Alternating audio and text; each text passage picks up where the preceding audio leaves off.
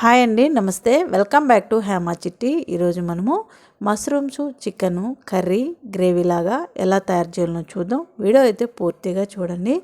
ఈ గ్రేవీ చపాతీకి, పూరీకి, రైస్కి, ముద్దకి చాలా బాగుంటుంది. ఎలా తయారు చేయాలో చూద్దాం.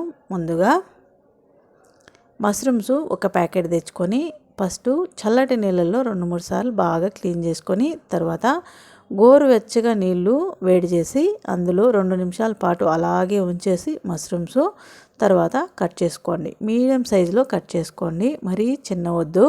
ఈ సైజు కట్ చేసుకుంటే సరిపోతుందన్నమాట. ఇలా కట్ చేసుకొని ఒక గిన్నె తీసుకొని అందులో వేసేసుకుందాం. చికెను ఒక అర్ధ కేజీ చికెన్ తెచ్చి ఇది కూడా వాటర్లో బాగా క్లీన్ చేసుకొని ఒక 2-3 సార్లు ఈ మష్రూమ్స్లో వేసేద్దాం. ఇందులో పెరుగు ఒక 3 స్పూన్ల దాకా పెరుగు వేసుకుందాం. పసుపు పొడి 1 టీ స్పూను, కారం పొడి 1 స్పూను, ధనియా పౌడర్ 1 స్పూను, కొద్దిగా 1/2 టీ స్పూన్ వరకు జీరా పౌడరు, 1/2 టీ స్పూన్ వరకు గరం మసాలా, తగినంత సాల్ట్. నేనైతే 1 టీ స్పూన్ వేసాను. తగినంత సాల్ట్ వేసుకొని ఇదంతా బాగా కలుపుకోవాలన్నమాట. ఇది ముక్కలకు బాగా పట్టించాలి. చేత్తోనే బాగా ముక్కలకు పట్టించి పక్కన పెట్టేద్దాం.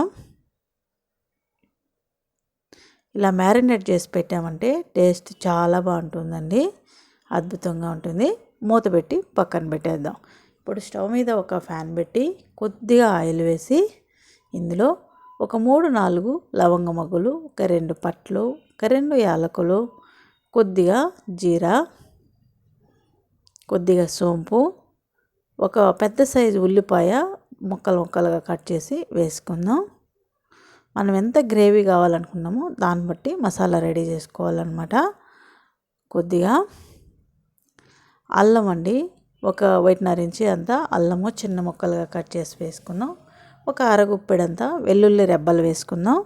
Tomato 1 medium size tomato, already మనము పెరుగు వేసాము, అందువల్ల టమోటా 1 వేసుకుంటే సరిపోతుంది. ఒక 5-6 గోడంబి పలుకులండి, ఒక అరగుప్పెడంతా నానబెట్టి వేసుకుందాం. టేస్ట్ చాలా బాగుంటుంది. ఇందులో కొద్దిగా సాల్ట్ వేసామంటే తొందరగా మగ్గిపోతుంది అనమాట. కొత్తిమీర కొద్దిగా, పుదీనా కొద్దిగా కూడా వేసుకోవచ్చు అనమాట.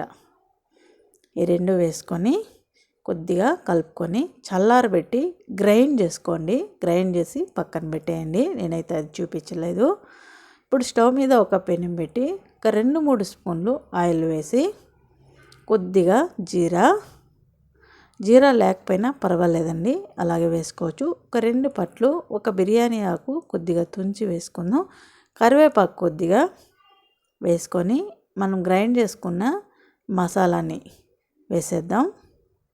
వేసి మీడియం ఫ్లేమ్లో పెట్టి వేయించండి. ఆయిల్ పైకి తేలే వరకు వేయించుకున్నామంటే టేస్ట్ చాలా బాగుంటుందండి.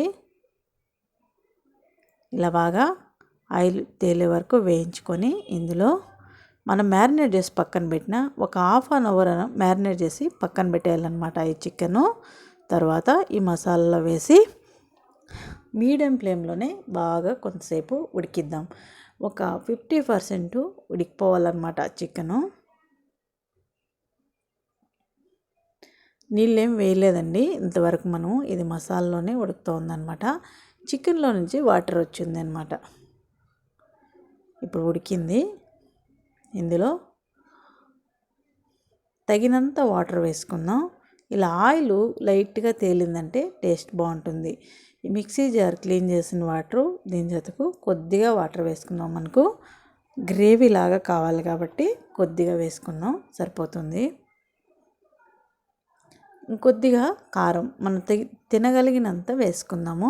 నేనైతే ఇంకొక స్పూన్ కారం పొడి, ఇంకొక స్పూన్ ధనియాల పొడి, కొద్దిగా పసుపు, కొద్దిగా గరం మసాలా, కొద్దిగా సాల్ట్ అనమాట. సాల్ట్ అక్కడక్కడే వేసాము, చూసి వేసుకోండి. మూత పెట్టి ఉడకనిద్దాం. ఒక 5 నిమిషాలు ఉడికిందంటే సరిపోతుందండి. ఫైనల్గా కొద్దిగా బట్టరు వేసాము అంటే టేస్ట్ చాలా బాగుంటుంది. లైట్గా సన్నగా తరిగిన ధనియాలాకు వేసుకొని పూర్తిగా సిమ్లో పెట్టి ఒక 5 నిమిషాలు అలాగే ఉంచేయండి, పూర్తిగా సిమ్లో. ఇప్పుడు ఆయిల్ అలా తేలుతుందనమాట. అలా తేలిందంటే చాలా బాగుంటుందండి టేస్ట్. ఇప్పుడు గిన్నెలోకి తీసుకొని సర్వ్ చేసుకుందాం. పూరి, చపాతీ, రైస్ ముద్దకి సూపర్గా ఉంటుంది. ఒక్కసారి ట్రై చేయండి. ఎప్పుడు రొటీన్గా కాకుండా ఇలా వెరైటీగా కూడా ట్రై చేయండి. బోర్ కొట్టకుండా ఉంటుందన్నమాట. ఇప్పుడు గిన్నెలోకి తీసి సర్వ్ చేసుకుందాం.